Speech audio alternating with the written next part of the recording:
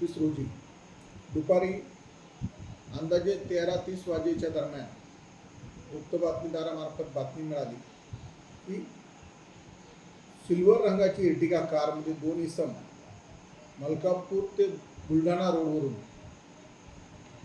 स्वतःच्या गाडी क्रमांक MH20 GB 1781 यात छत्रपती संभाजीनगर येथे